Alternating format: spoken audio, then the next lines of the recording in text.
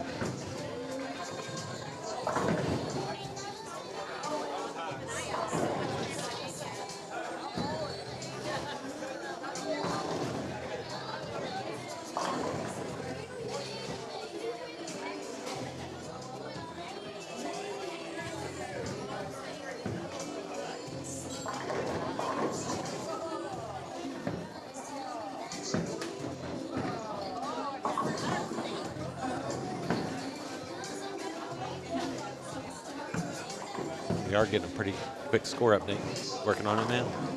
Yeah, good. I wonder if Leland just has to bowl another squad and then he's done. Maybe instead of bowling first thing in the morning, let him sleep in.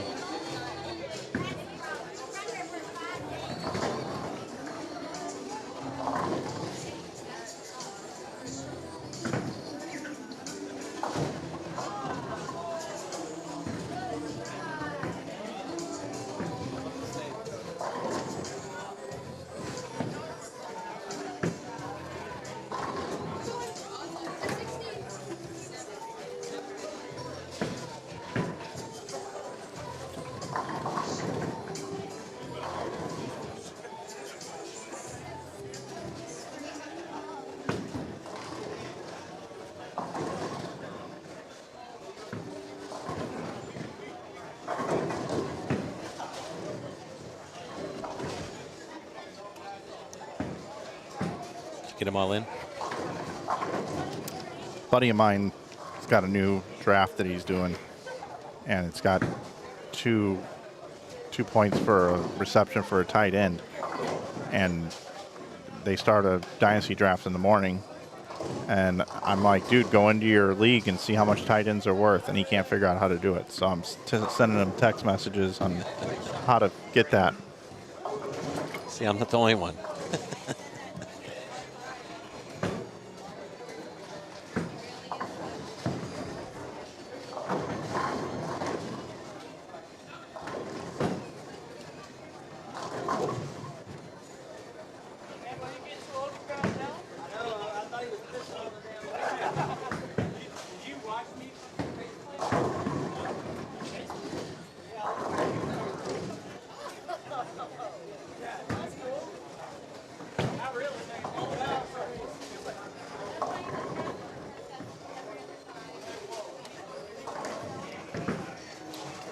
Got to go over to lane talk a little bit earlier than normal here.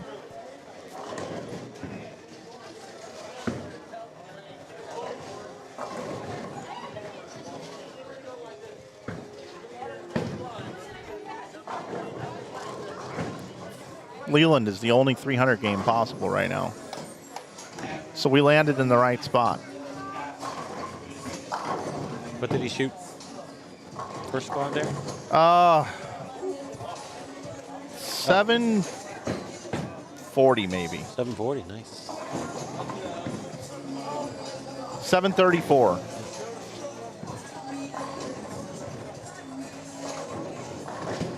You are the only one, my everything.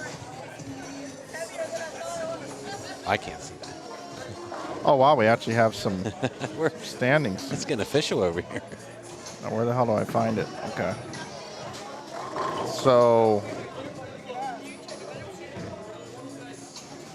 looks like 7:03. This is why the whiteboard's better. Yeah, well, I don't know how many. I don't know what the number cut number is now. Scratch. Well, I mean, like what number how many they're taking now? Is it still the same? 26 is the cut line where the line is. Okay, so number 705. number 28 on this list here. Should be 705. Yeah, 7:05 is right. Jimmy H. Yeah. So it jumped from 7:01 to 7:05. With a stranger, I praise the Lord above.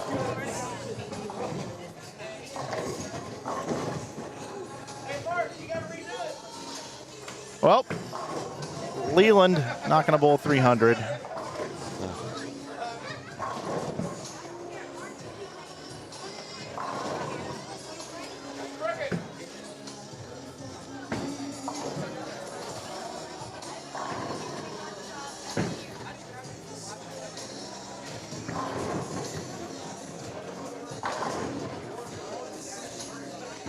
We did have one on the earlier squad. Is that the third one? Yes, we've had 3.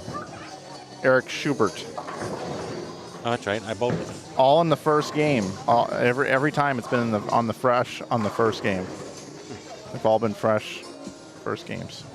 4 shots and go, I guess. Yeah. I can't do that.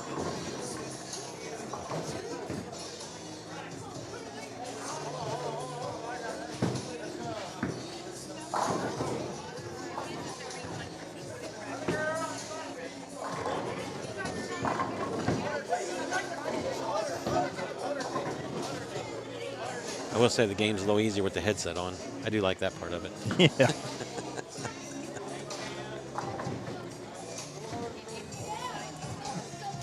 Uh-oh. Something happened on the finals tonight? What happened on the PBA 50 tonight? I don't know. JJ was on the show, so. Said something, there was technical difficulties maybe. Oh.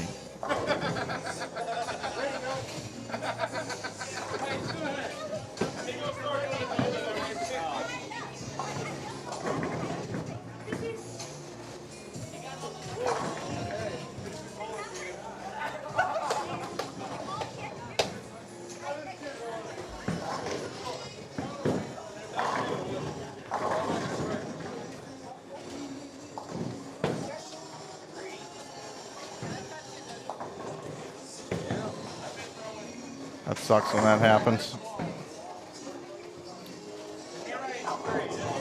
Been there before. Yep. Oh, I got spoiler alert. Spoiler alert. Yeah, no, I saw that he won. Oh, okay. That's why we're all like, the numbers are fucking straight. He just keeps getting further and further away. Like, just, all you gotta do is right next to the number. My bad.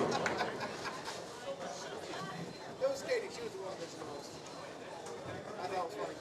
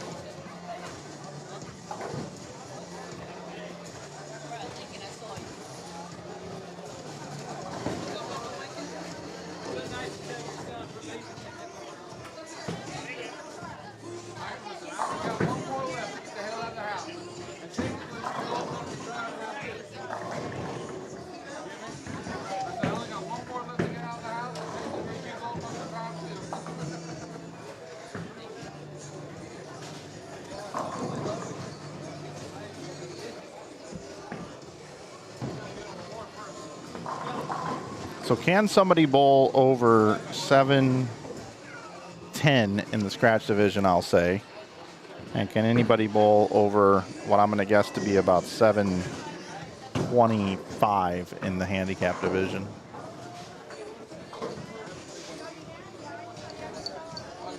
That's really what we're looking for here.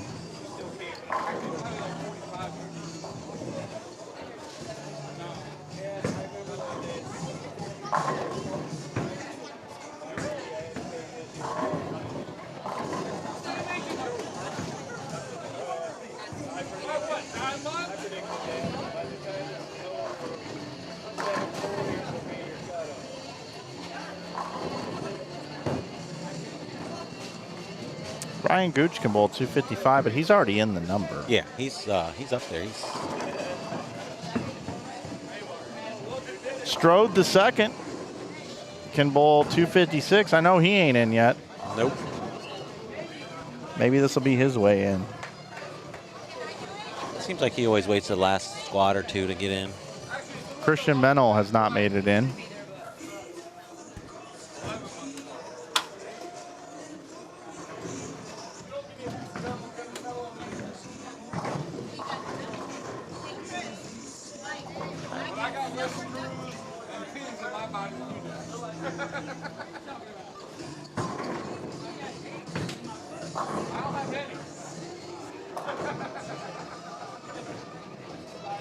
Is he writing down 22nd right now? He's down to 20th right now.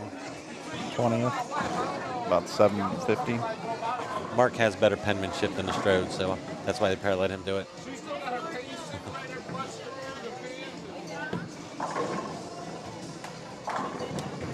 That whiteboard's got some mileage on it. Yeah, it does. It stays there. It's not very white anymore in the middle. No. Oh, and it'll just stay that way after they're done, and they just stick it in the closet until next year. Then they wipe it down. Start over. Is this your first whiteboard tournament you bowled in or broadcasted? I mean, all the people at home want to be able to view it online. Right. So, I mean, I wouldn't say it's the first time. It's just been probably 20 years.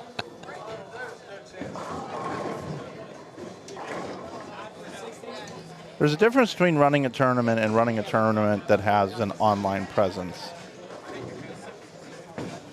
It's two completely different things. Right.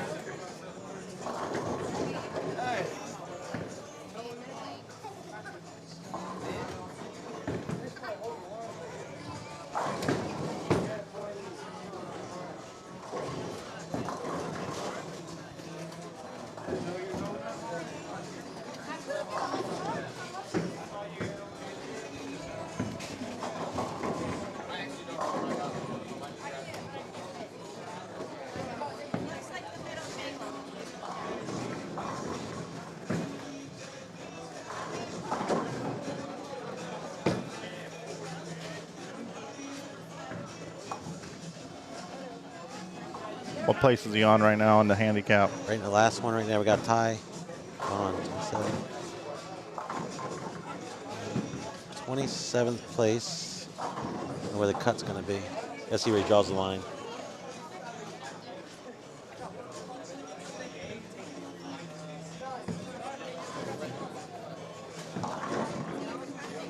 I think I said 720.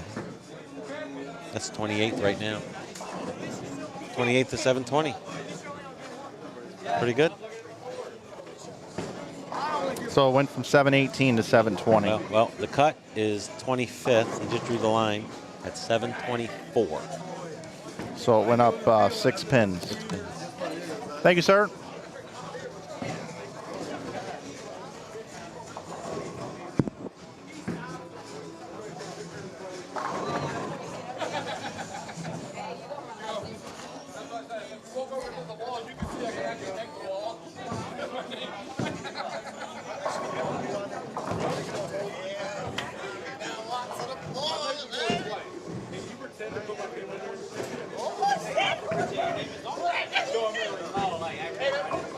Leland Vetter is bowling great tonight. He likes them tonight.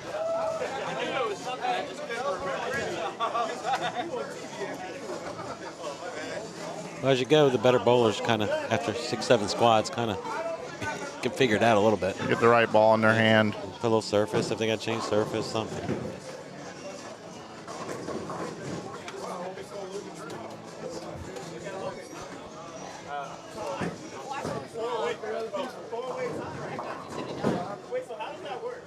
Going to be in the 260s, 267.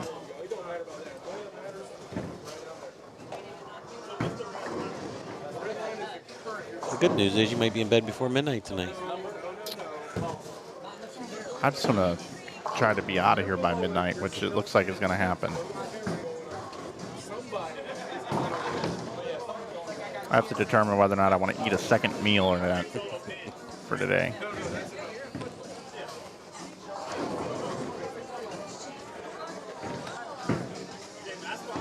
Had a big dinner, though. Where'd you have? Did you eat here? Where'd you go? I went over to the Cinco de Mayo Mexican place. Okay. There's not a lot of options here in this corner. There's not.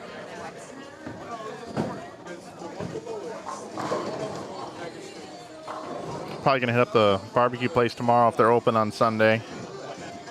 If not, I don't know what I'm going to do because Chick-fil-A is closed on Sunday. Probably be Jersey Mike's. There's a what's the name of the place all everybody went to today? Applebee's? No, they went to it's not that far. It's like 10 minutes from here. It's a little.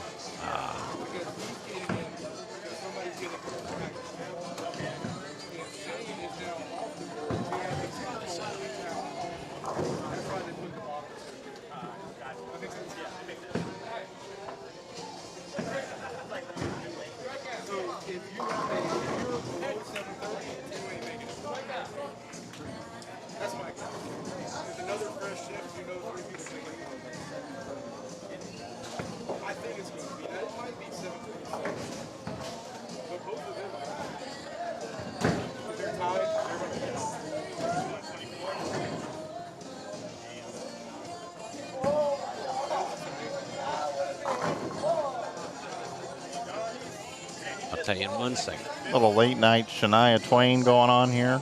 Yeah, that doesn't kind of match up to the playlist that's been going on tonight. No. Oh, there's nothing better when you're up on the approach and start singing Nelly. Trying to get that out of your head to throw a shot. That's my dog. That's where everybody goes. They like that place. That's my dog. That's my dog. Okay. So no bowling here, but the scores to report: 203, 225, 168, 220, 147, 199, 236. Chris Glass is he on the board. Let's look.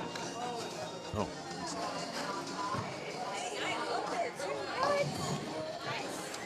This is where we came from, and then we got these scores over here finishing up.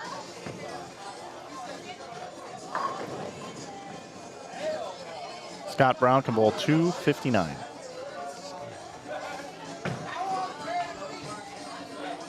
I think Scott's in the scratch division, isn't he? That's how I'm looking. If we had it online, I could do a control F. Scott Brown, yep. He's not on the board yet. I think he had a pretty big game, one of the sets. Yeah, he went, last set, he went 220, 256, 280. Well, hold on. We got a request here for our code. It is Go Bowling 25 for 25% off National Bowling Day today and tomorrow. Today is National Bowling Day. You can save at InsideBowling.com with code Go Bowling 25. Is mine going to be delivered tomorrow? People are going to be taking advantage of that. Tomorrow? No.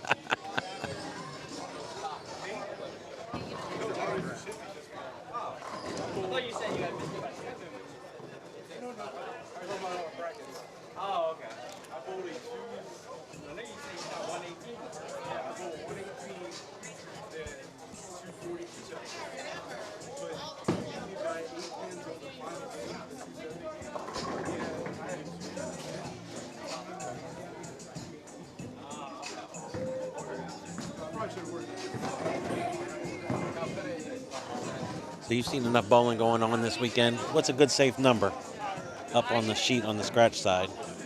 Well, 21st is 7:15, and the cut is 26 is 7:05. 10 pins, not a lot, pins. I don't know what good bowlers haven't made it yet.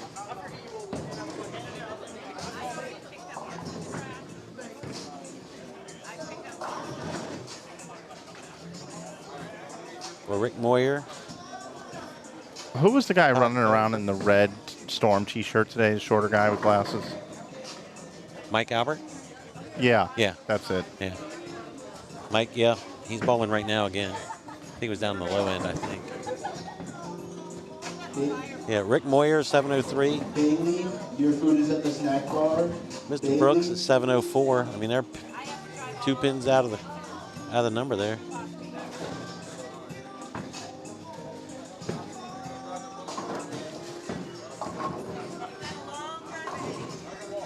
I mean, if you're at 7:04, 7:05, are you bowling another squad just to see what you can do?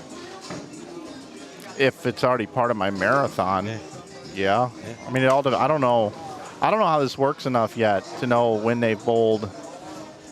Yeah, they should have kind of gave you the schedule, like, you know, who can bowl what. Like I kind of know that, but it's really confusing.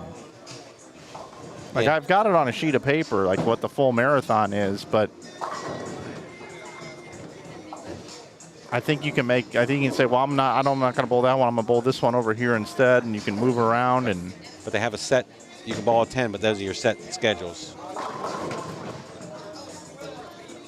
I'd like what would be really great is if if next to their name up there it said what entry it was. Okay. So like, if it said, Scott Brown 6, then I know that this is his 6th time bowling. Right.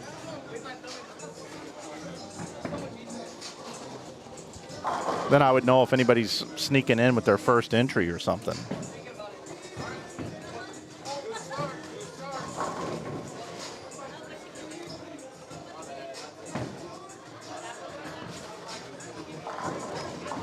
Some people might just be going through the motions just to get their 5th squad in. They don't just wake up in the morning and do it.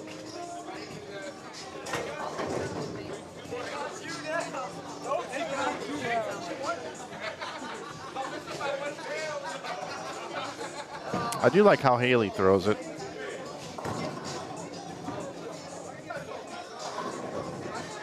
Yeah. Right on cue. Good call. All right, game 2. We're going to go down to 9 through 12. There's Mike. Yep, Mike Alpert. He's bowled some events that I've ran in the past. Yeah, Mike likes to travel around. Oh.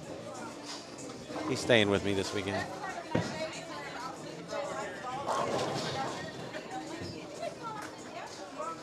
Where's he from? Mike, he lives in Wilmington. He runs a pro shop, Spares and Strikes in Little River. He's been drilling Andrews bowling balls for as long as I can remember. Mike's good people. He knows his stuff when it comes to bowling equipment. Oh, how about that? Lucky. I want to watch that again after Mike shows us how to pick the 3-6 and not chop it. Oh, boy. Uh-oh. Huh. Watch this one.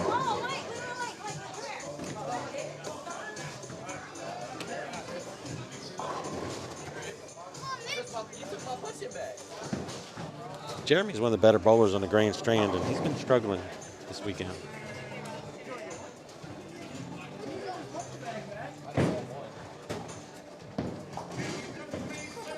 I think Munetaka Murakami, who plays for the Chicago White Sox, was being interviewed before the All-Star game. And they asked him, what music do you like? And he said, I like that song, Strokin'. This song. And it's on. Little Clarence Carter. Yep.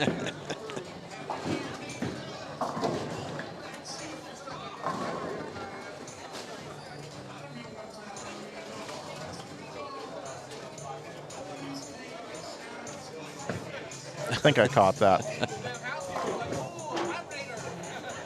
Well, you got that Jeopardy question wrong if you had to answer it. Yep.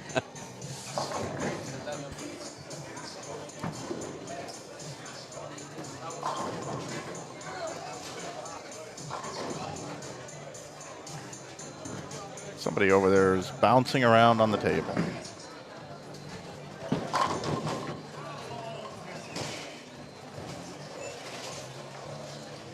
People just don't understand that that's...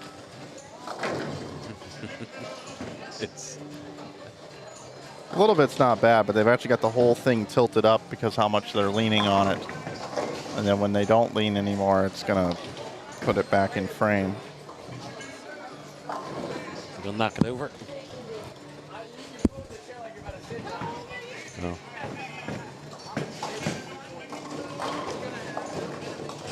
And yeah, if it's like that, it's like that. It's whatever.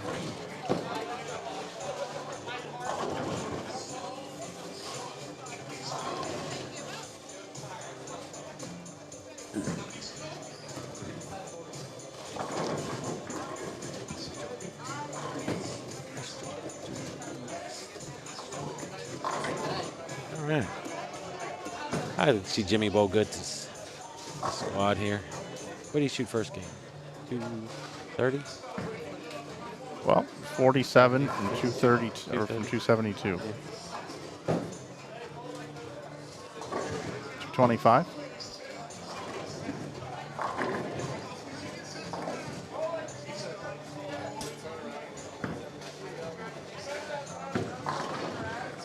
There's no room for error. I had a clean 30, and I felt like if I opened, it was like I couldn't make it.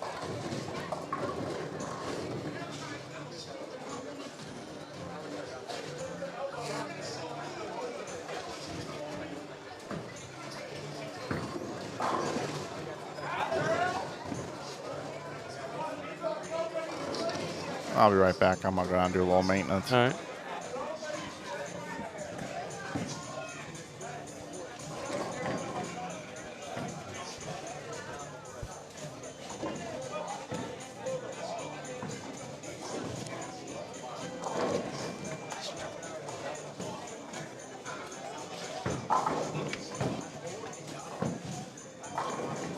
Dilly over here was like, me and Dilly are gonna hold hands together.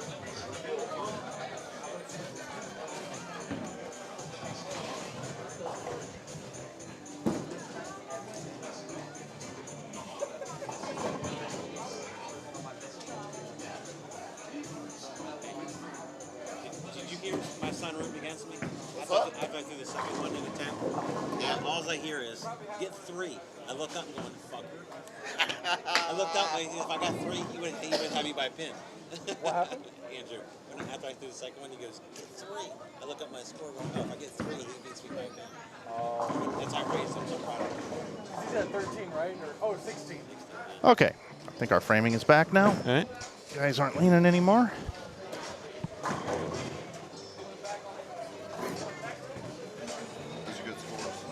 Right.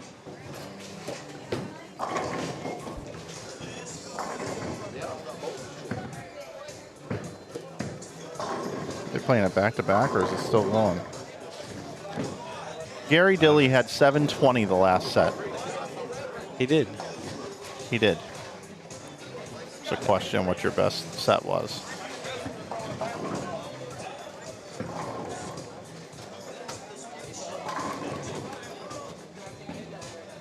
Man, the low end is quite a bit behind this end.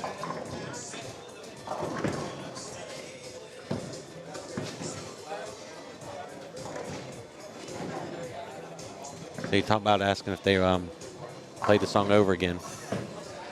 So the joke me and my wife always have, we may have at the Waffle House, every now and then, 2, 3 in the morning. Okay.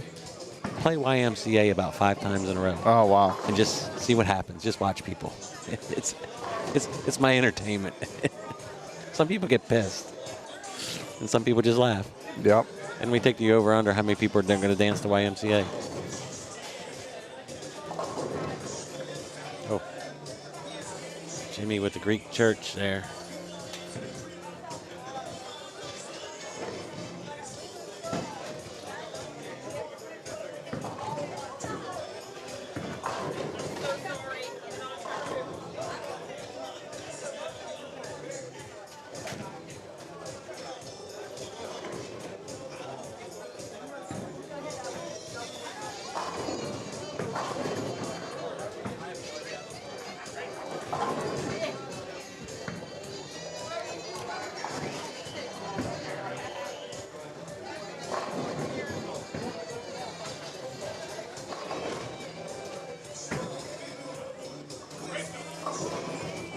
to tell you what a grind this is. When you're out on the lanes, just hear people going, "I'm tired. I got to get some rest." It just tells you, you know, a lot of bowling. It's mentally tough on you, not only physically. Yep.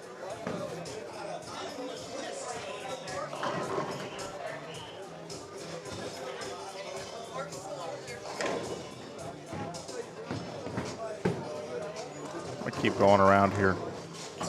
Check other pairs. Tony Tully started with 268. He's got a double here. There you go. He's not on the board yet. Nice 210 conversion there for Chris. Chris Kishball. Which Wayne Brunn had 229 first game. right. You got some people that can make a run. What did Wayne shot 298 that first game? 299? What did he end up with? He made the board.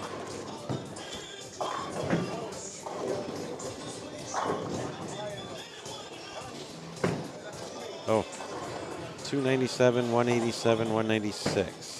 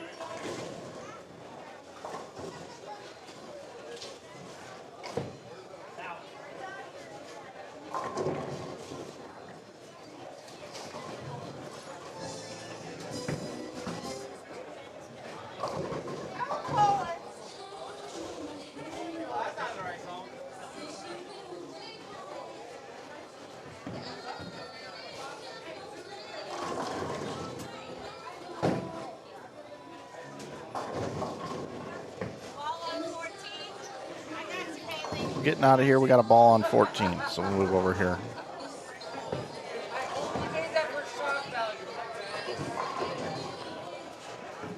There's not much score at all here.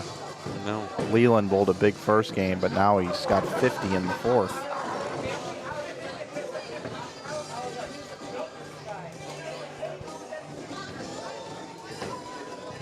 Christian's not bowling anything. No. People are getting tired. Mentally, they're just checking out. Well, we'll move back over where chasers actually are.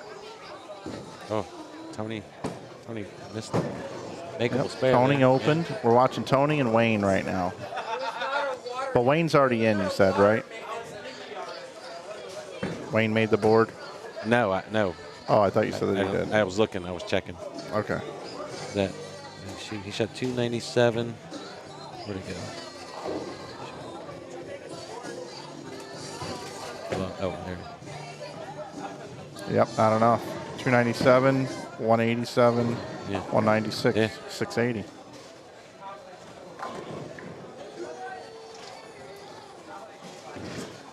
Will this be the squad that Wayne makes it in?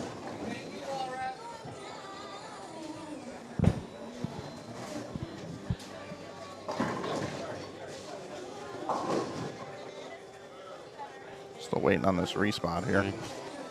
What's amazing because Eric shot 300, and I think he backed it up with 220. Then he went for once. He bowled. What did he bowl game two? What are you looking for? Eric. Schubert. Yeah. So looks like his best set wasn't the one with 300. No. Yeah. It's amazing. I think he had 166 on the end of it.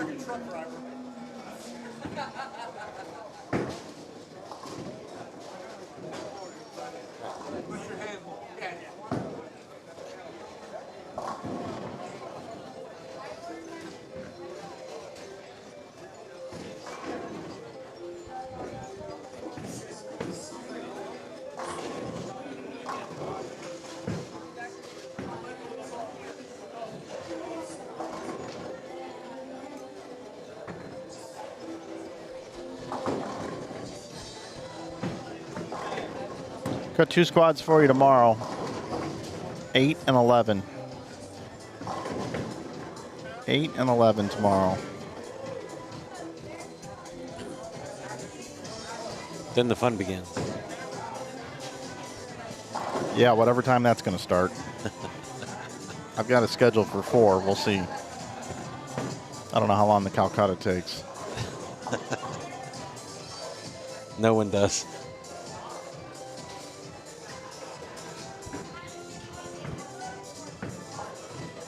Is there a field bet in that thing? Like people that I'm sorry, the people that don't get, does everybody get bid on? No, just the people that make the board. No. Okay, so let me rephrase. Does everybody that makes the board get bought? Yes. So there's not like, okay, nobody bid on them, and then at the end they go into the, I forget what they call it. I think it's called the field. It's whoever's left. I don't think we've ever had that problem. Everybody's gone for something? Yeah. It was, I can't remember. I mean, maybe a couple $100, maybe the lowest, you know. Someone will buy somebody. There's a bunch of degenerates around here with money.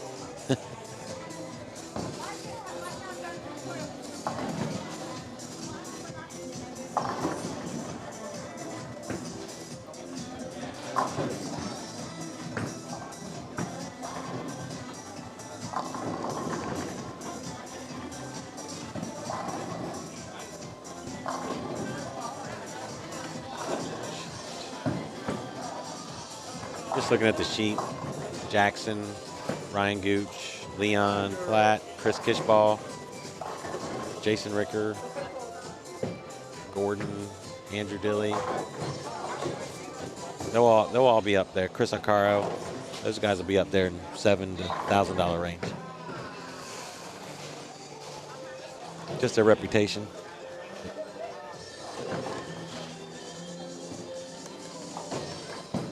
Now, do they have the opportunity to buy half of themselves? Yes, they do. Does almost everybody do that? I'd say 90% of people do. And there's a couple times people haven't done it, but either they might have the money or they just don't want to. So I don't know if it's ever burned anybody.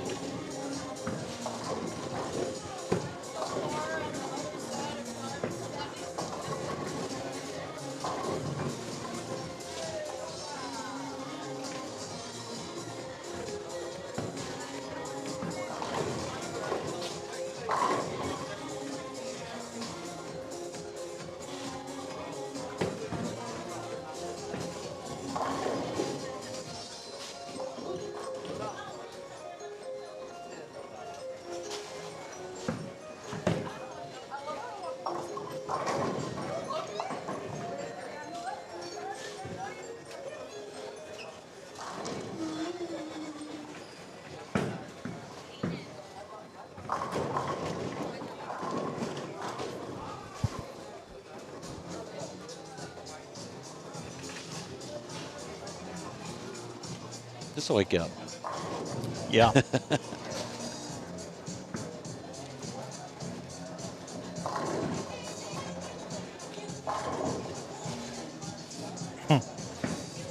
Shelly Bowman says this song is a banger.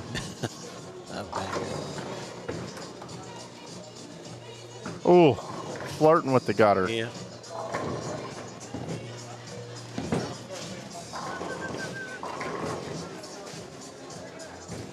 We got some dancing going on. Yep, we do have some of that.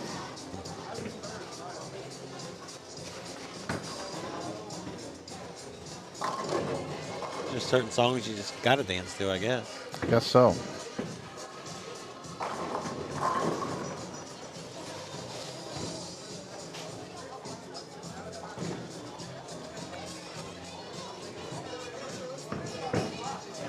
So Wayne can get to 456 after 2.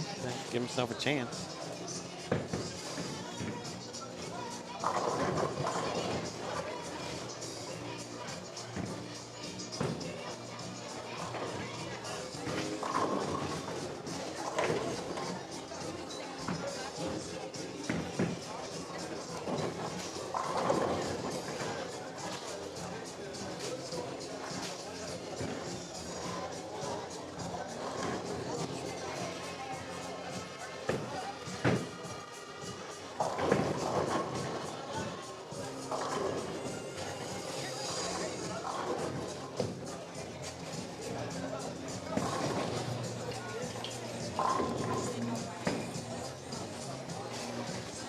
What's up, JC? How we doing, buddy? We've been here all day, Jimmy. Started. Let's give you an idea here. So I got up at 6 in the morning, Friday morning in St. Louis, which is 7 here, I guess. And I flew out through Nashville. Got here about 12:45. Got to the bowl at like 1:50. Got everything set up in an hour and a half. Had some internet issues. We worked through those. Finally got on about halfway through game 1 of the first squad. Streamed until 1 in the morning last night. Got up at 6:30 this morning. After 4.5 hours sleep, came in this morning and streamed 3 games at 8. 3 games at what ended up being about 11:30. Then 3 games at what ended up being about 2:45. And then 3 games at about 6:30. And then now here we are. We started about 9:30. It's your first Ironman. You're not used to this. Yeah, so stream that.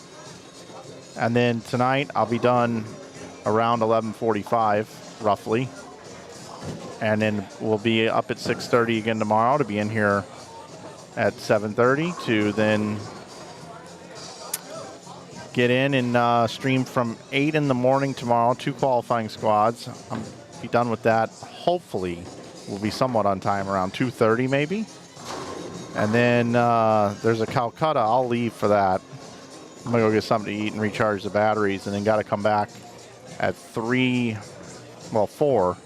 Well, Somewhere in there. yeah, 4-ish.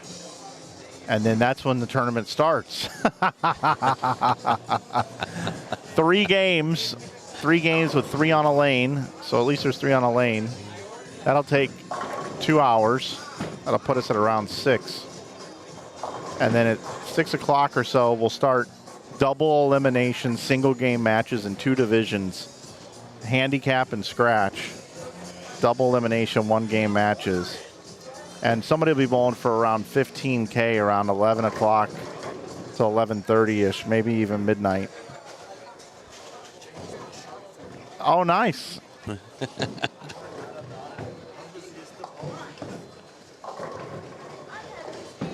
Changed his shirt, got rid of the zoo shirt that he has.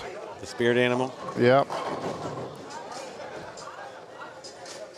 So yeah, so that's kind of the weekend here. And then I'm got to pack everything up tomorrow night too. So I should get out of here by about 1. And I'm sleeping in the hotel tomorrow and I fly out around 5.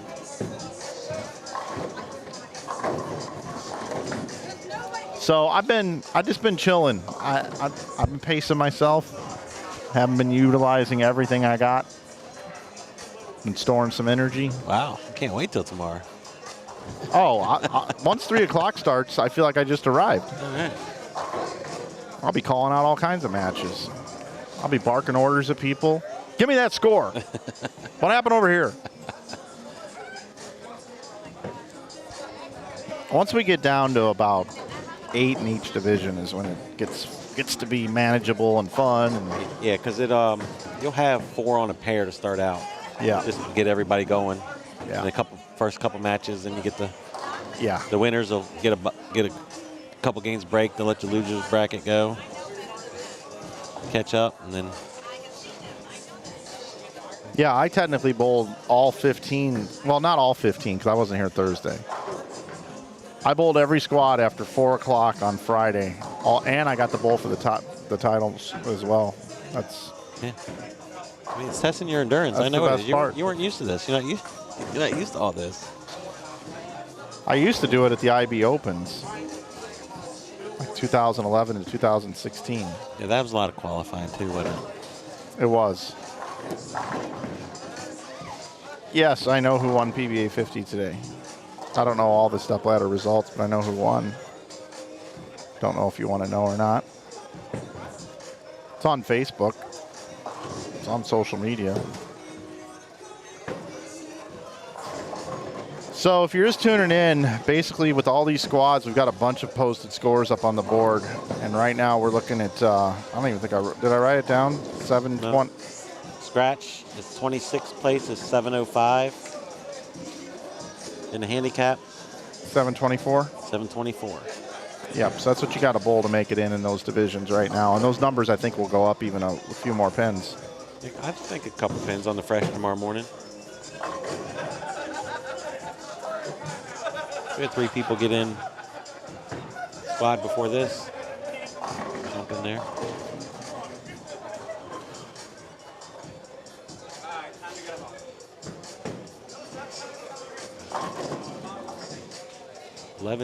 Shift 12. We're doing. Yep.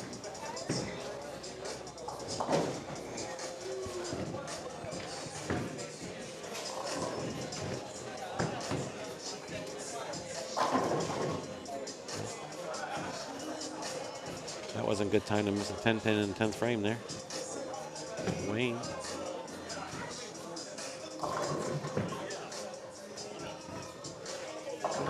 Tony Tully can finish off a big game here. Yeah, Tully's got a shot. You can add 120 to this, so I would put him at 510.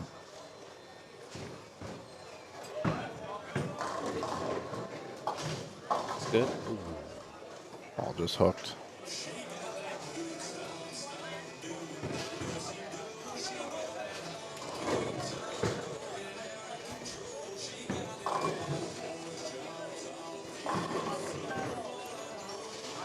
Good shot by Haley. She looks exhausted. Body language is everything. If Tony makes this, he can get the.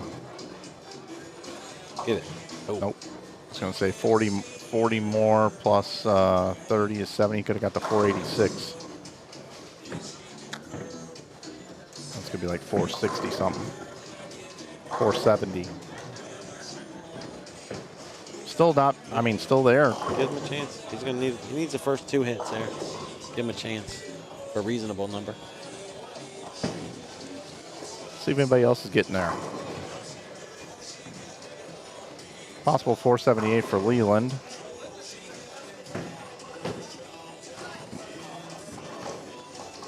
But she's already in. Nothing else looks too good. Down here, they're going into game 3 already down here. 463 for Troy Crank, 440 for Mike Albert. Back to here. Albert struck.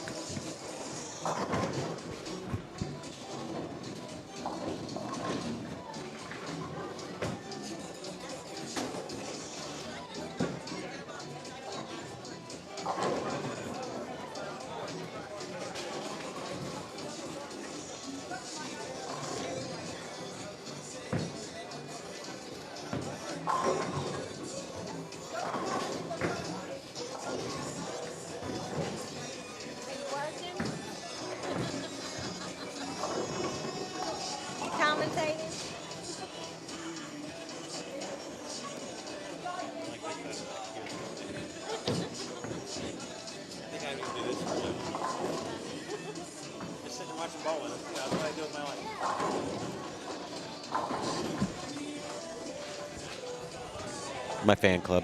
Yep.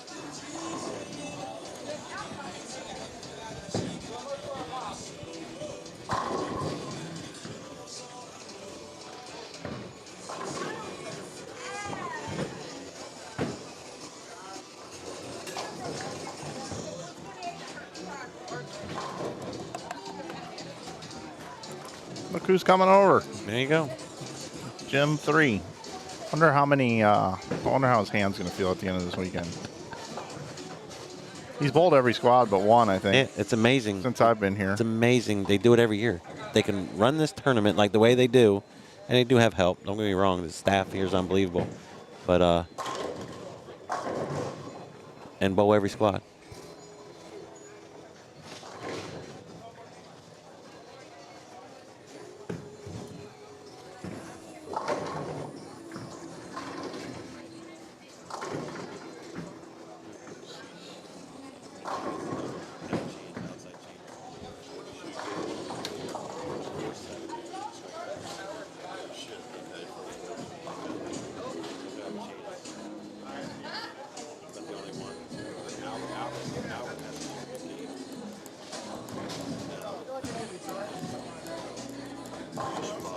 Got a little Mariah Carey playing here in the house.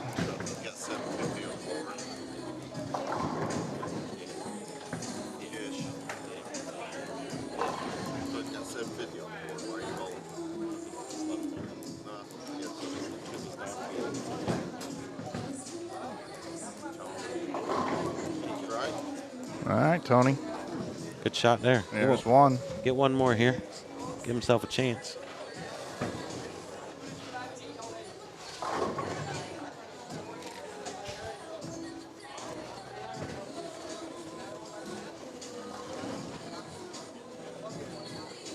I think the only reason Chris Kishball's bowling because his daughter beat him, so he's trying to step his game up a little bit.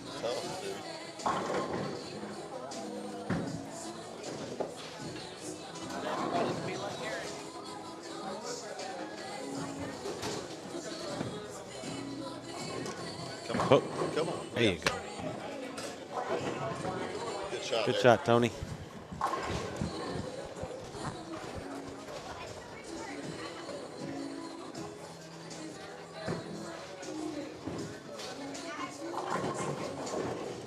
Brother goes 230, 120, 120. Yeah, 230, 120. Damn, it wasn't lying. They really are on the crown apple. I went and checked. Yeah, I had to get peach. That's not bad. Yeah, but ginger? No, it's right. I had to verify though. All right. Said it was out. I'm like, no way. All right, 470. So you're telling me there's a chance? Yeah, he can bowl 250. Yeah. He bowled what he bowled the first game. Yeah. All right, game 3 underway. Finish. Nothing here. I'm going to move over to here. All right. Alpert. Oh, flat 10. That comes up once or twice a game for almost everybody. What? It does. You miss in a board or two, and it just won't go through the pins. Kirkland, I did not have the wings here yet. I don't know if I'm going to have them. When you do this job, okay, and you have to talk the entire time, you're constantly breathing into yourself, essentially, is what you're doing. If I eat chicken wings, first of all, I'm going to have orange hands. I mean, yes, you can wash them, but, you know, like eating chicken wings and then the stuff gets all up in your teeth. I don't have a toothbrush here. I guess I could floss. And then all I do the rest of the day is taste chicken wings while I'm talking. So when you're broadcasting, there's, you know, your food that you can intake has got to be a little bit limited. It'd be fun to have sauce all over the keyboards and Yeah. equipment. No, that stuff. drives me insane. Like when we go out on the road for Bowl TV, a lot of these guys get given, and Jimmy knows what I'm talking about if he's still watching. They get given all these desserts, cookies, and all this crap. And then, or they have a bunch of food, and it drives me nuts when I go to sit down in a chair where somebody else was sitting, and the tablecloth is just absolutely, it's got so many cookies from the last 3 stops into the tablecloth because nobody ever washes them. And it's the grossest thing in the world to me. I cannot stand it. I really can't stand it. And if you get a piece of icing in the soundboard lever, the soundboard's done. as far as I'm concerned. Done. I don't want anything to do with it. So yeah, when I stream, I mean, look up here. I got a bottle of water, and do you see a single crumb anywhere on anything up here? No. No. You don't have a lot of room for it anyway. Well, there's more room here than there is when you work Bowl TV because you got like 5 guys in there. True. Even more reason not to eat. But, I mean, you're in there for a long time, so snacking and stuff is okay. You turn down your headset, you kind of turn away a little bit, you scarf down a snack, or you get up and walk around. But, yeah, no. So I would love to have the chicken wings here. If I bowled league here or something, fine, but it's very difficult to eat like that when you're streaming. I'm more like here's the if you want to know the perfect streaming food for me, this is what it is. Have a Jamba Juice in the bowling center so I can have 2 Jamba Juices a day that are basically smoothies. They soothe your throat. They help preserve what you got going on for the day, makes you feel better. Peach Perfection is my go-to. So a couple Jamba Juices a day, Peach Perfections would be ideal. From there, a made with real ice cream milkshake is always really nice. Not the mix. Not the custard mix. I want real ice cream. Absolutely. From there,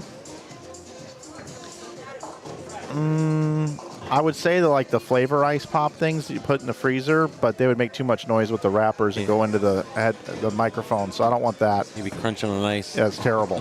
Can't do that. But it sounds good right now. I figured that's where you were going. You wanted one.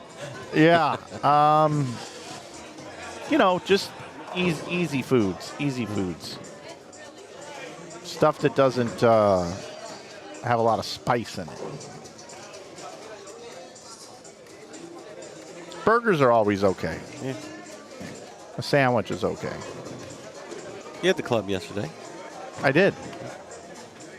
Yep. Hash browns are good.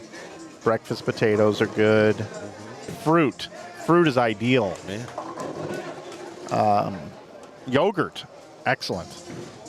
Well, for some of us don't like yogurt. I don't love yogurt, but it's good for this. And about 8 bottled waters a day. Let's see what Jimmy's saying in the chat.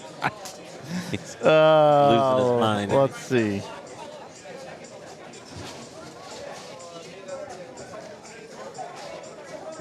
Let's see.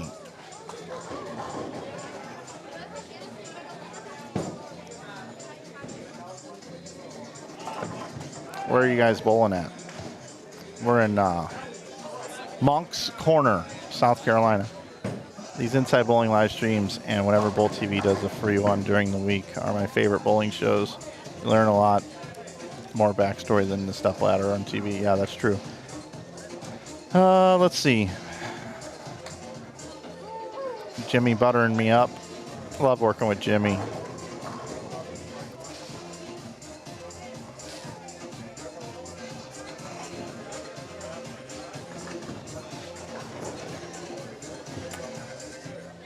We're not going to have any 300s here tonight anymore. No. We've had one each day, though, which is kind of cool. Got to be on the fresh. First Yep. game on the fresh. All right, so Alpert, let's see, he can add 30, 60, 90, 120, 150, 180. So he can only bowl 693, not enough. Yeah. 150 can be added for Troy. That only gives him 689. And nobody else on this pair can get there. So, as the host of the Weakest Link likes to say, you are the weakest links. Goodbye. There you go. Can anybody here get there? So, Futrell can add 270 pins to his score. So that's 724. I believe he scratched. So Futrell can get there. Coaster? I don't think can get there. Johnny's handicapped, so Can add 230 pins. Well, yeah, 230 is all he can add. Because the handicap's included in the lane talk up there. oh, okay. So that's only 682. Not enough. Haley Corbin can add 270 pins to her score. She can get to 729. So she can get there. And 661 for Chris Glass. 704 for Wayne Brunt. So very little life here to make it into the top cut out of these groupings, 13 through 16.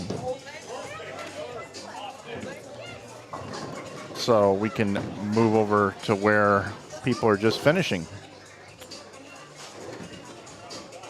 No scores on 19 and 20 that will qualify. And no scores on 11 or 17 and 18 that will qualify. So they are also the weakest links. Goodbye.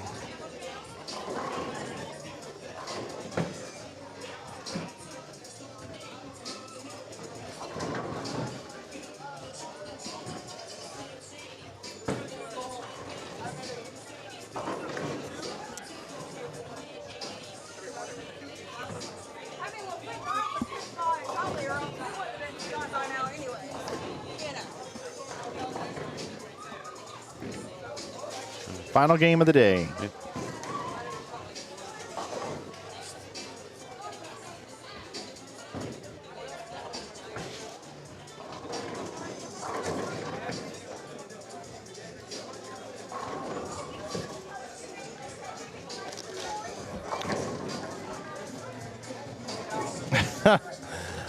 Jimmy says, I ate chili once. That was a bad decision in the booth. Yeah, because you just taste chili the rest of the day. And when you go to talk, you start hacking. You're like, what is that? You get this irritation in your throat. Right.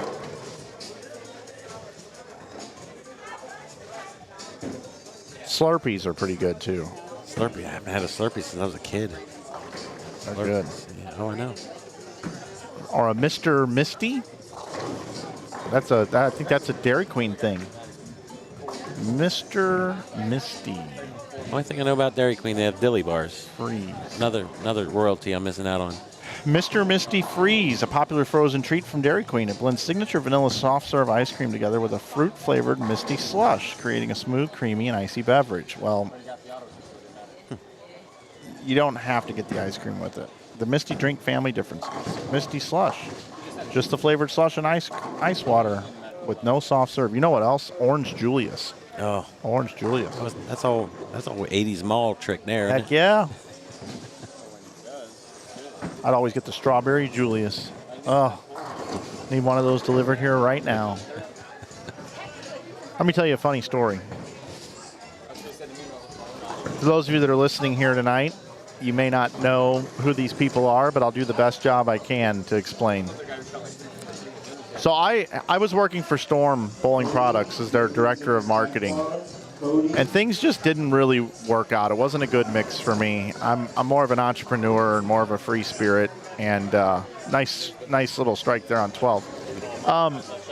So it just didn't work out. It was nothing against them, nothing against me, just wasn't a good fit.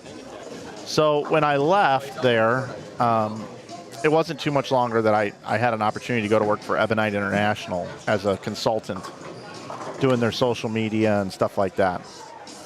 So I got invited to these sales meetings in Hopkinsville, Kentucky. And when I got in town, everybody was at O'Charlie's restaurant having, food and drinks. And it was kind of like a happy hour late at night after you get done eating. Everybody just mingles or whatever. And I was kind of the new guy there. And since I was like the Storm guy, I was kind of like played for the rival. And, so yeah, people that knew me for a long time were like, oh, it's great to have him here. But there were some people that the jury was still out. And some people didn't know me all that well. Okay. So we're at O'Charlie's. Everybody's having drinks. We're cutting it up. Everybody's very comfortable. And standing there having a conversation with about 4 different guys. I remember 2 of them specifically that were standing there with me at the time. One was Rich Hansen, who did a lot of the bowling ball development stuff for Ebonite International, now works for Brunswick. Okay. And he didn't know me very well. And I think he was skeptical on whether or not I was going to be good working there, because there had just been a regime change, and a couple of the people he got along with really well were no longer there. So he was in kind of a tough spot, okay? And I understood that. But he and I we didn't know each other very well, and I think our personalities don't mix real well. Doesn't mean we didn't like each other, but sometimes it doesn't fit together. And I kind of knew that going in, but it was all good. Rich Hansen, great guy. If he's listening or this gets back to him, Rich, love you, buddy. And I think he would agree with everything I just said. Okay. So he's standing there having drinks, and Mike Judy is there, who I've known since I was 22 years old or something, when he was a rep for Ebonite, and I was just a bowler. We've known each other for a long, long time. And he even said to me many, many moons earlier than that, when I went to work for Storm, he goes, "You never know when we might be working together." And he was right. It was crazy. It was crazy he said this. So Mike was really happy I was there, because he just wanted his thing he threw out in the universe to come true. So we're standing around. It's 4 or 5 of us, whatever. And we're just cutting it up. Everything's going good. I'm, just trying to just ease through this. I'm coming over from Storm. I'm going to work with you guys. I respect what you guys are doing. Everything's good. We're just having a great night at O'Charlie's. It's about 9:30 at night.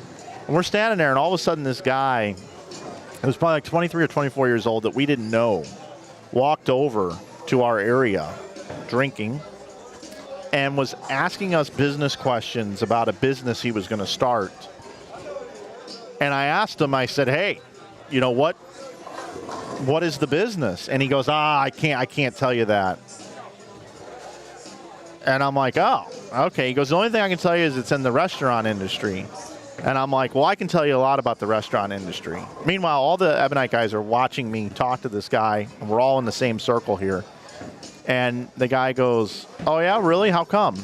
I said, "Well, my dad started Orange Julius, and then we sold it to Dairy Queen, about a decade ago."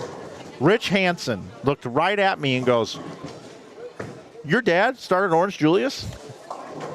And I said, "Well, yeah." And Mike Judy was the best wingman in the world. He goes, "You didn't know that about Flanagan's dad?" "Yeah, his whole family, man. They started Orange Julius." He's like, "Really? That's awesome." Okay. So anyway, this kid's standing there, and I'm putting him through it. I'm acting, doing my acting job. So the kid walks away finally, and I look at Rich after the kid walks away. I go, "Rich, my dad didn't start Orange Julius." He's like, "You're kidding it." You had him believing it too. Oh, he believed that my dad started Orange Julius. So whenever Matt Gasson loves that story. Whenever Matt Gasson sees an Orange Julius, he sends me a picture in my phone, from his phone, a text of Orange Julius. I didn't know they were still around. There are still some around. Yeah, Matt Gasson. Yeah. It's hilarious. Orange Julius. I clean up my text, so I don't know if I have a Gasson text in here or not, but yeah, he loves sending me the Orange Julius. It's just a fun story. That's funny that you had everybody believing in that. That's just the rest of everybody. Now, Because Mike Judy knew better because he knew my BS stories. But I looked right, the kid goes, "Well, how would you know about food?" I go, "Well, my dad started Orange Julius." That's quick on your part there. Yeah, and it's such an obscure brand. Right, yeah. You know what I mean? Yeah. Just so obscure. Yeah. The more obscure, the better. Like a Ruby Tuesdays or something everybody knows. Exactly. Yeah, I mean, you got to come up with the obscure one. Like, something like, I know a lot about marketing. My grandfather worked on the California Raisins campaign with Taco Bell years ago. Right. And then followed it up. He went to work for Pepsi and did the whole Ray Charles, "You got the right one, baby" thing. Or my uncle was a genius. He worked for Budweiser, and he was the one that came up with the idea for the Budweiser frogs. That's still one of the best. Yeah, because you didn't know what was happening. Oh no, it was great. Budweiser got everybody that year. Yeah. All of a sudden you hear, "Why, Bud? Why, Bud? Bud, Bud, Wise, Bud, Wise, Bud, Wise, That was. I'm going to have to pull that up on YouTube. That was tonight. Genius. Yeah. Marketing Oh, genius. that one was great. That one, everybody had their mouth open on that one. Hell, I'm partial to the Dilly Dilly, but those were classic when they came out. Yep, Spuds McKenzie, the original party animal. Oh, yeah. That was good, too. Yeah. The Bud Bowl. Bud Bowl was good back in the day. Who's going to win the Bud Bowl? Come on, what is this? Social hour? Let's go. Let's go. Leon's up there coaching. He ain't bowling. Yeah, and he's got a paper cup. Yeah. You know, no napkin underneath. He's got but he's got a piece of paper underneath it. Yeah. Come on, bud.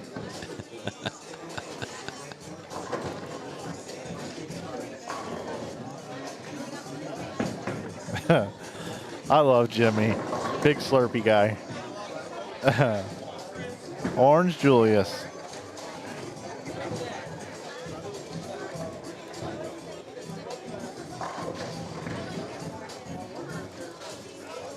That was the funniest thing in the world, man. Certain things just stick with you. The little things like that. Yeah. I'll tell you another funny Ebonite story that happened. So we stayed at this Hampton Inn that was right next to O'Charlie's whenever we would stay there. And either Mike Judy or some other salesman, Dave Wadka, sometimes, they would get the room that's all the way on the end on the main floor, which is more like a suite. It's a little bit bigger. And then at the end of the night after O'Charlie's, there was beer in that room, and they would have their what they call a final. That's what they called it. They have a final at O'Charlie's, but then they had a final back in the room. So I got into town a little bit late and didn't make the dinner and stuff. And I had a meeting with KR Strike Force that night at Logan's in town. So I went to the hotel, put my stuff down, changed my clothes real quick, and I was in the adjoining room to that room. It had the door, the adjoining door. And I heard them in there. And they weren't being obnoxious or anything like that, but I heard them in there. Like they were all in there having drinks or whatever. So I grabbed, there's like a binder in the room that says like, here's all the places to go and here's, checkout times, all that stuff. Right. I pulled a flyer out of there and wrote on the back of it, "Hey, you MFers, you need to keep it down. Stop making so much effing noise. You inconsiderate B-turds." And then I put, I wrote sincerely, Bernice. And as I was leaving, I grabbed this thing and I slung it under the door so that it would come in while they were all sitting in there. And then I booked it out. I left. I went to dinner. Now you're not going to believe this, but I ended up going to dinner and coming back to my room, and I forgot I even did it. Like I do so many stupid things. I just totally forgot that I did this. So the next day we had a ball demo. And I'm always the last one there. It was at the Pinnacle in Clarksville. It was about a 25-minute drive. So I come in with smoke off the tires. I'm running late. They'd always give me a hard time. Last one there, but I'd always be the last one to leave too. So I walk in, and Wadka is talking to the CEO of the company. Very animated, very, very animated. They're standing there in the bowling area, as and shows him a picture in his phone, and I come walking up, and I go, "Hey, what's going on, guys?" And they're like, "Oh, we see you're on time." Give me a hard time. I go, "Oh yeah, I'm here." And Dave goes, "I have the biggest BITCH in the room next to me at the hotel." And I go, "Oh, really?" And he shows me the note that I wrote in his phone, and he was just telling the CEO of the company about how messed up this is. And I said, "Well, Dave, I'm in 107. He was in 105, the room next door." I go, "I'm in 107, by the way." And he goes, "You son of a..." So all the sales guys from then on call me Bernice. Bernice. Yeah. Damn. Bernice. Joe Farley, Ishman. All those guys call me Bernice. I got Vodka good. He's so gullible.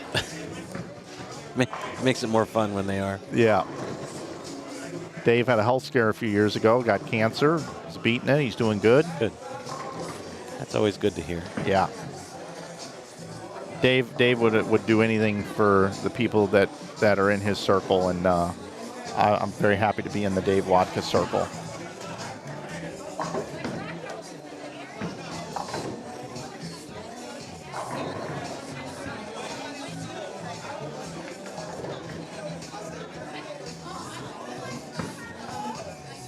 Yeah, new shirt idea. Call me Bernice. There you go. Yeah. Bernice. Well, I don't see anybody getting there here, bud. I think Tony Tully's the only one with a chance. Yeah, and where'd he go? Went down to 17, 18.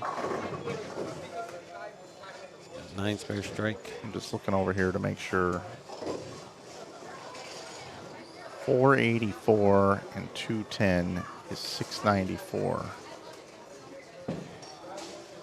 543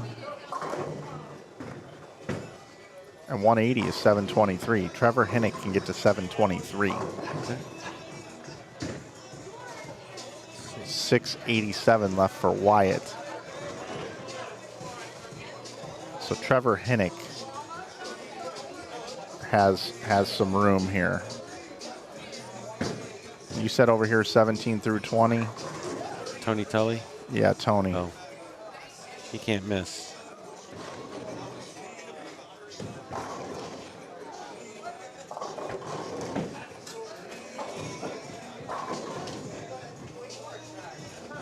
Yeah, can bowl 740 still.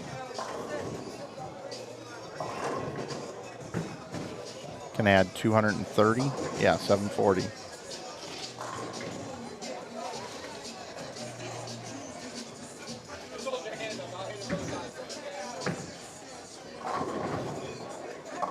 Trevor Hinnick is in the handicap division.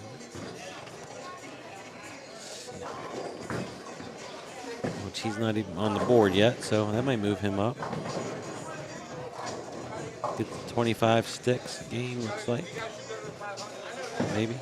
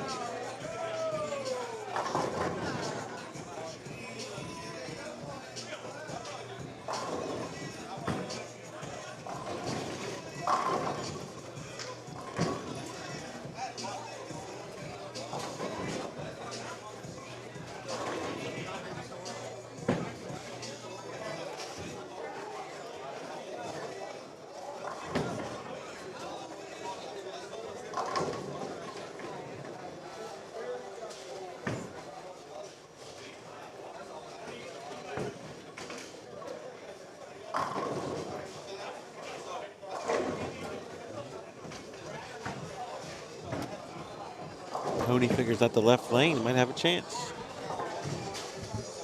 Yeah, he might.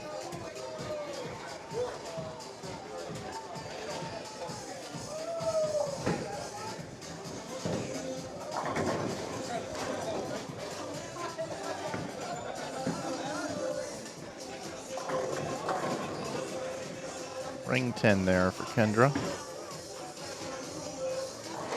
Kendra's not in, is she? She made it in she was bowling really good one of the blocks, but I don't think she finished the block.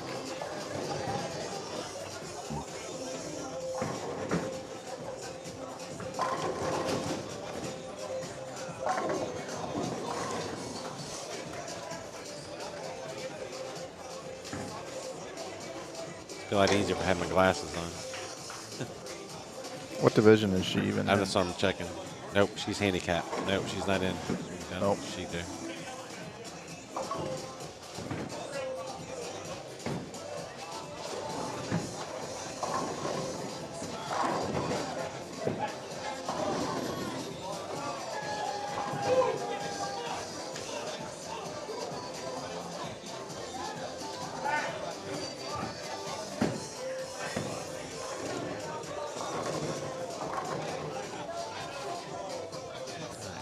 See if Tony can strike on the left lane here.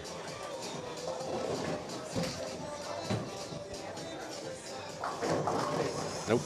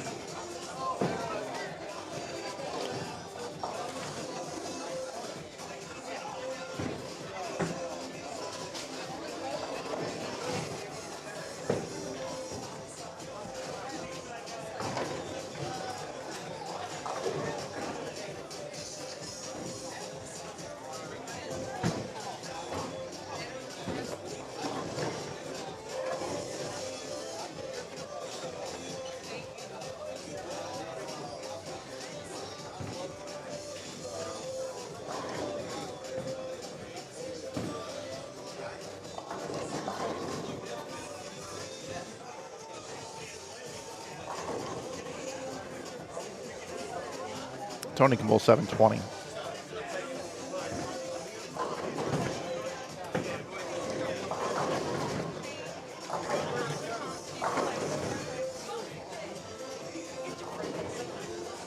He's running out of miss room. Scott Brown, I believe, can bowl 705. That'll be short. 705 is not enough. Nope, 705 is the number. Is he on the scratch side? I think he is. Yeah, 705 is 26. He'd be right on. That is the number right now. Okay. Put him on the board.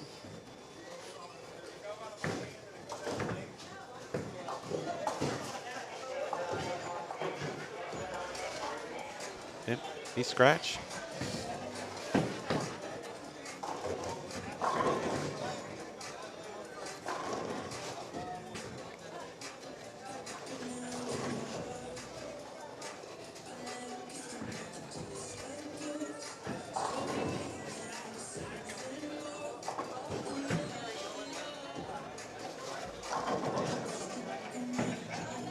Hey, Mike. Where did I used to see you all the time? Yeah.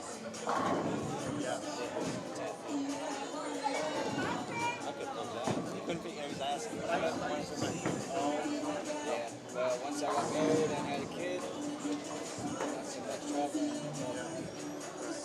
But this is kind of my back door, 3 hours on the road. Because I'm actually in Wilmington now, which is like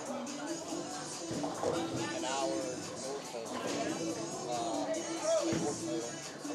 And my shop's in Little River. I just remember, I thought I saw you like a lot, like a 2-year stretch. I get the post shop shout out. No, did it? Yeah. Yeah, I'm probably one. These guys here might be pretty busy too, but I'm probably one of the busier ones in North Carolina east of I-95. Yeah. I mean, we got like 2,000 league holders and a 32-lane center. Great seeing you. Yes, sir.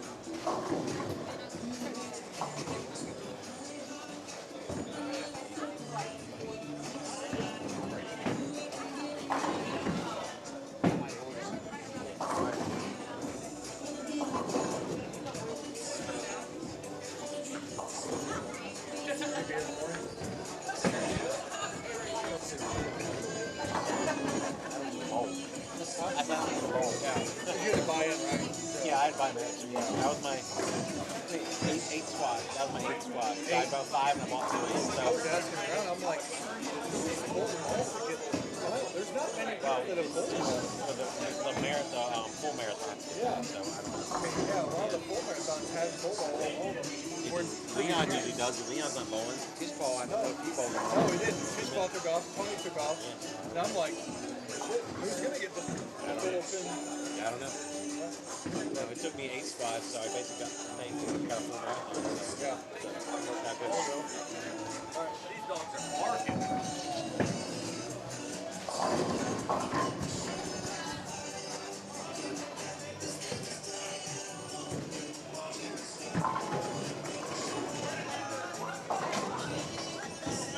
Oh, look at lane 17. Pull up a replay on that one.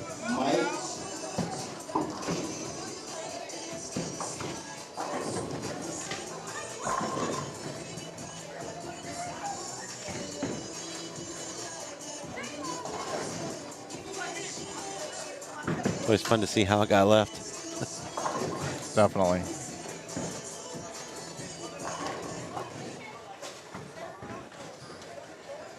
I was actually just thinking about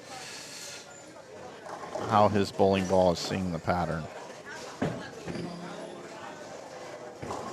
How it's just very slowly going into the pocket. He's been coming in light. Here's that 5-7-10 again. And get there. Get there. It's got a hook. It barely touches the head pin. Sour apple. Yeah. Or it's the lily. There you It's the lily. Hate it when that happens. I don't think I've ever left it. I shouldn't say that. I'll probably leave it tomorrow. But I don't think I ever left it.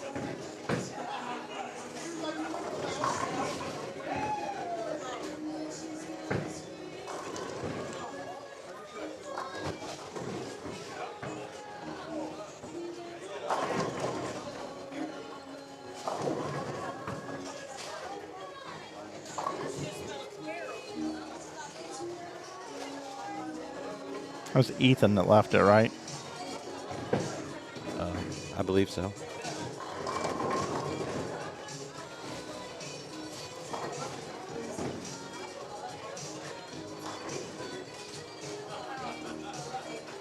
I'm not feeling good about 713. I shot my best 167 ever. Game 2. The game's so much easier. I think this is what I need to do from now on. Yeah. If Mike can't make it, Oh, just I'll you're just- gonna I'll you're a just do fill it. in. Right, absolutely. Oh, nice. What do you think of that? What do you think of that, Mike? You can lay all the gaff tape. You can get Right. everything to work, connect Right. it all together. Yeah. Well, I need to hire someone for that, but you know, we just had a Lily on 17. Just had what? The Lily, Who did? 17. I was trying to leave it every Ethan. combination split this last set. I got close. The Lily was one I didn't leave.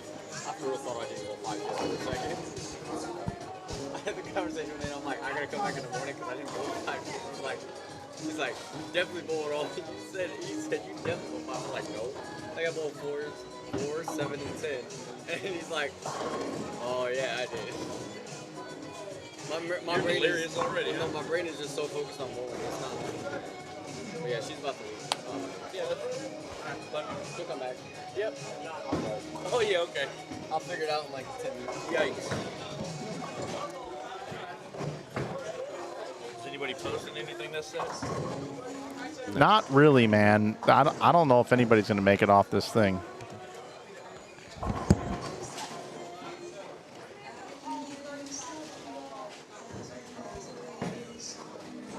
We've got, I'm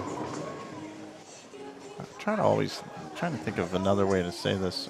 There's a third somewhere, a very famous third, isn't there? In the world. Before I bring him on. The third, Thurston Howe. The third. When Thurston Howe's a third? Yeah. Who else is it? Who else? Is it? Oh man, I thought I nailed that one. Yeah. I thought I got you. All right. Well, third. Luther Burden, who plays for the Chicago Bears, is the third, but he's just a sophomore in the league. Anyway, I'm Third. bringing in the real third. The third. The most important third. What's up, Mr. Strode? The third. So we did have a conversation about you earlier. Oh, Lord. About what you do here and your dad and just run the whole tournament, but yet you guys seem to manage to bowl every squad.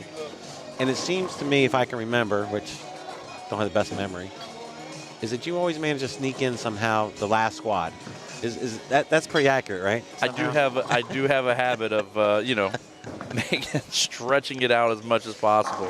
I thought I remembered stuff like that. The stories. Yeah. Yeah. Pop off a good set at the end. Right. Sneak in. So Crush hearts. Dylan Kishbaugh can get to 725. And he's He's under the board right now. He's the first man out. He's 722 And under the cut. Trevor Hennick can get to 701.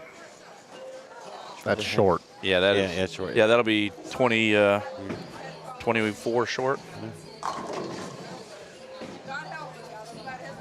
Yeah. I know you got a 715, 720 in you. I had a 715 in me when I went 5 count through the face in the second ball in the 10th.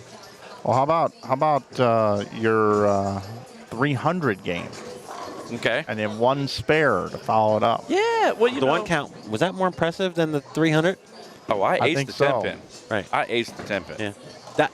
It would have been a better story if you did that on the 12th ball, but that's just me. I'm just glad I covered the spare after doing that. And Mike, you would not believe how many people were like, hey, nice one count spare after the 300. I'm like, what? And I'm like, oh, yeah. It's hard to do if you're trying. Well, I have shot 290 this year with a gutter ball in the 12th shot. So anything's possible. Okay. Are you bowling tomorrow? Of course he is. I would say it depends on where the board kind of lies. Okay, so I know I'll bowl the first squad because it's the scratch auto seed. I got a couple things for you. Okay. One is I would like to know, while the bowler is participating, how many squads they've bowled. Like, I'd like to be able to look at the screen and go, oh, this guy, this is his 4th squad he's bowled. So I got a couple suggestions on how to solve that problem. One seems very difficult, which is you adjust their names in the scores and you put what squad number it is for them. Like So Dylan when you set it up at the very beginning, it would be, how many they bowled. So I could probably tell you, but then I would have to die. We don't share that part of the tournament. Actually, I just had this conversation with Eric. He was asking me about, hey, how many people have bowled all the squads or whatever, so I know. And I'm like, we don't share that information because if you knew that you had to keep bowling, then you would keep bowling. But if you just make the choice not to bowl because your hand hurts or your whatever, and you miss total pins by 80 pins or something like that, then Total pins, what do you mean? so at the end of it, if somebody bowls the highest total pins for 10 squads, they actually get moved into the next round if they're not already on the board. So there's an incentive to keep bowling. But some people get to that part, like this part of the night, where they're like, I bowled, 7 shifts. Do I really want to bowl anymore? And 712 for Dylan Kishbaugh. 712. How many sticks does he get? That was included with it, isn't it? Yeah. Oh, so, is it? Okay. So he was 10 shy of his Yeah, last 10. set that Yep. was there. But yeah, we've had people sit out a shift and miss total pins because they're like, oh, I'm just going to go grab dinner or something and not bowl this squad because it's the double burn or whatever. And then they ended up not making the board because they chose to sit out. So we keep that a little bit of mystery. I could probably give you a little bit of indicators of, where people at. The funny thing is like on the scratch side, there's probably 5 people that have bowled all of them. because the scratch guys, you know, a lot of them are tournament bowlers. They're just get to the number and then rest. Where the handicap bowlers are like, I got to just keep powering through games. So we see more people on the handicap side. I just see it through the storytelling side. Yep. And I respect whatever you guys got to do. Oh, yeah. But for me, I would love to be able to say, oh, hey, this bowler is shoeing up for the 7th time. Right. And their high set so far is this. Let's see if the 7th time is the charm. Right. Right. And I could say after 6 attempts, finally, the 7th one, they've made it in. Right. That's perseverance. But right now, I don't know. Flying blind. Yes. I don't know the whole cards. Yeah, that is definitely something that would be difficult without jeopardizing the mystery of, you know, making sure somebody bowls all the squads. You know, at college tournaments, when they or youth tournaments where college people recruit, they put a number on their back, and then they compare the number to what they have on their sheet to know who the bowler is. So in this particular case, I would love to pin something on their back that has their number of how many times they've entered. So you could just look at the sheet and at least know. Well, no. They just know on their back. Oh, they're wearing a 6. Right. This is the 6th time they've bowled. Right. Right. I think that's fine. The other thing that it tells me too is if they've bowled a 5th time and their number's already in, I kind of know. Okay, well they're probably done. Oh yeah, after the 5th squad, right? Right. I know that they're done. Yeah. We could probably do something like that where you're like, okay, hey, this is their 5th squad, because then you know. And they're 2nd overall, so this will be the last time this person's going to bowl. They're going to have a break until the whatever, right? It just helps me. Yeah. Explain what the hell's going on. Because there's a lot going on, yeah, for sure. Yeah, that's all. But again, I don't have to have that information. It's just it helps tell the story. Like how about when let's say we get down to the finals, and if I'm fully prepped. Yep. Like if I'm fully prepped to talk about everything I normally talk about, okay, I would say this person bowled this many sets. Yep. I could definitely give you all that. You know what I mean? Oh yeah. By the time. But we'll need it instantaneously because they'll be coming. There's no breaks between these things. Correct. Yeah. So to pipe me information so I'm prepared and ready to go in a 3-minute turnaround. Yeah, that wouldn't be difficult for once we get done with the regular squads, because then we'll have the total number, because we'll actually be announcing who's getting the total pins. Yeah. And then I'll have that list with all the, you know, how many games they've bowled and all that stuff. I've got an Excel sheet for that, and I can let you take a look at it, and it'll give you like if what their tournament average is. For some reason you don't make it to the finals too, you could sit in here and just it's all in your head. Oh, he's making it. It's all in your head. Thanks, Billy. Well, that's the other thing. He's talking about all this information he's going to get me. He's going to be out bowling every set. Well, that's what he. That's what he's best at. But I mean, when I was running around, I did. Right. Chaos. He did fix the internet. He needs chaos in his life. Yeah, fix the internet. Yeah. He wouldn't know what to do if everything was calm and running smoothly. He would be all messed up. Yeah. Yeah. That's when I shoot 170s. Right. Exactly. He needs to be running back and forth, trying to put names in the board and fixing ball returns and, answering phones and. Guys, nobody can get there, and I've only got like a frame left, so I'm getting ready to call it. Call it a night, yeah? Yes, I am. Absolutely. It's a long grind. We talked about that. Even for spectators, it's just a long weekend. It is. Yeah, I don't think he was. I don't think he was prepared for this. He, just to hear him talk about it, I was like, hey, it's called the Ironman for a reason. It's for everybody involved, not just the bowlers. I mean, you got the bartenders, you got the people working the counter, you got the mechanics in the back, you got you guys, you got Mr. Flanagan here. I mean, it's Ironman for everybody. Mr. Flanagan. Well, it I respect it. I don't really call him that because the Macho Man impression is still stuck in my head. I haven't heard it. Oh, it's incredible. Macho Madness. Yeah. I'm up here in heaven watching a little bowling here tonight. I'm up here with Hulk Hogan. Every time I hear him on TV now, or on watching the stream, that's all I'm going to think about. I'm going to chime in the chat, and he said, I need to get this game on with Macho Man voice, the whole entire game. I'm going to make him do it. Because he's not going to forget me, so, I'm in. Yeah. How can anybody forget you, Dilly? That's what I do. If I was alive again, I'd come and bowl with the Hulkster. Let's do it. Oh, yeah, let's do it. See, this is what I mean. This is what being behind the scenes and see what happens and see what actually he does.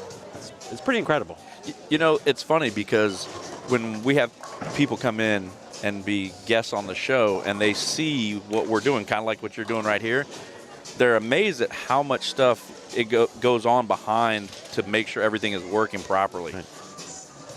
Gives you a different appreciation for it, for 100%. sure. Yeah, it's wild. Yeah, it's crazy.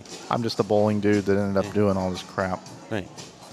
Just a dude playing another dude. That's right. Hey, we got our fantasy football teams picked. That's all I know. Oh yeah, I just saw Larry Tunsil's had a torn bicep today during practices for the Commanders, so he's out for probably most of the season. Well, we just need Jaden Daniels to stay healthy, right? Yeah, Like, Jaden Daniels got to be healthy. we just need Daniels to stay healthy this year. Yeah. All right, boys. Thanks. We can talk some more tomorrow.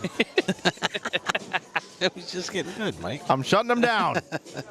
And that means I'm going to shut down today's stream, everybody. This is it for today. Just 6 squads or so today for you. Too bad we don't have a midnight squad coming up. But we don't. Maybe next year. So until tomorrow, I want to thank the Strode family for having me out here. I want to thank everybody for tuning in today. I want to thank Mr. Dilly for sitting in the booth with me several times throughout the day and for him making the cut. Well, not making the cut, but he's in the cut. We'll see what happens tomorrow. It should be okay. And you can join me tomorrow. It's in 8.5 hours. We'll be going live right here on Inside Bowling here on YouTube. It's been a great day here from South Carolina. We'll see you tomorrow, everybody. Have a great night. We actually had people that said they would